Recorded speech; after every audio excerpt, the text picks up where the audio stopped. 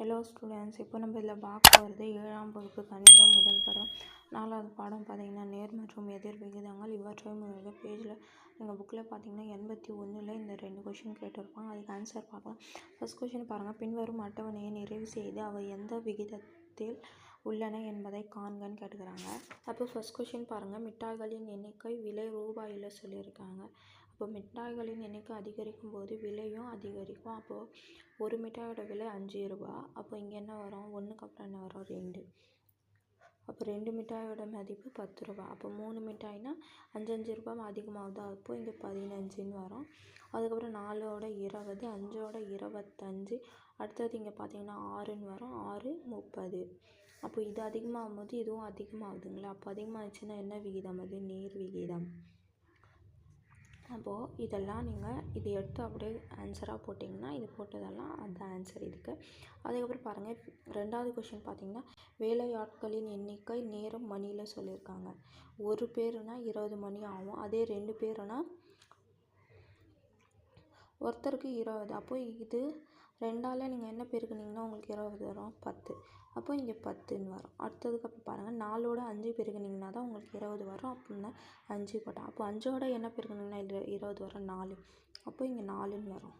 அப்போ இங்கே 2 கொடுத்துக்கிறாங்க. 2ஓட என்ன பெருக்குனிங்கன்னா 20 வரும்? 10. அதுக்கப்புறம் 1ஓட என்ன பெருக்குனிங்கன்னா உங்களுக்கு 20 வரும்? 20.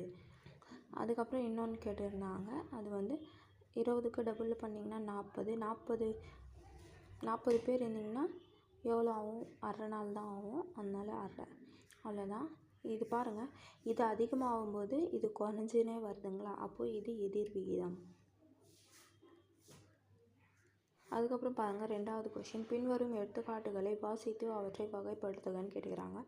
வரிசையின் அளவுகள் நேர் விகிதம் எதிர் விகிதம்னு கேட்டுக்கிறாங்க.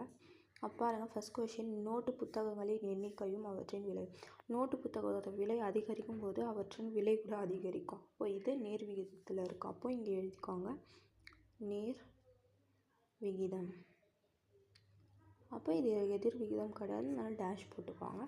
அதுக்கப்புறம் பாருங்கள், இருப்பில் உள்ள உணவுப் பொருளும் அதனை பங்கிட்டு கொள்ளும் மாணவர்களின் எண்ணிக்கை.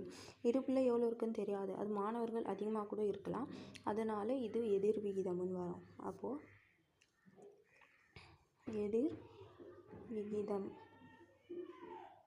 அதுக்கப்புறம் பாருங்கள், 3வது கொஷின். சம அளவுள்ள பெட்டிகளின் எண்ணிக்கையும் அவற்றின் எடையும். சம அளவுள்ள பெட்டிகளின்னு சொல்கிறாங்க. அது அப்போது பெட்டிகளின் அளவு அதிகரிக்கும் போது எடையும் அதிகரிக்கும். அப்போது இது நேர் விகிதம். அப்போது நேர் விகிதம். இது எதுவுமே வராது. அடுத்தது 4வது கொஷின் பாருங்கள்.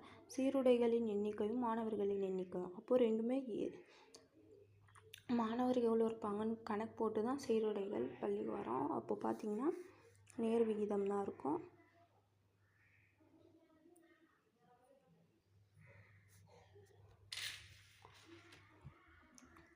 அதுக்கப்புறம் பாருங்கள், ஒரு வாகனத்தின் வேகமும் அது ஒரு குறிப்பிட்ட தூரத்தை அடைய எடுத்துக்கொள்ள நேரம். வாகனத்தின் வேகம் வந்து அதிகமாக கிடைக்கிற தூரம் வந்து குறைவாகும். அதனால சீக்கிரமாக போய் அடைஞ்சிருவாங்க வேகமாகும்போது. அதனால இது எதிர் விகிதம் வரும். அப்போ இது எதிர் விகிதம். புரிஞ்சுதுங்களா? அவ்வளோதான் இதுக்கு ஆன்சர். இவற்றை முயல்கள் இருந்தது. 2 கொஷினும் ஆன்சர் கண்டுபிடிச்சிட்டு. புரிஞ்சுதுங்களா?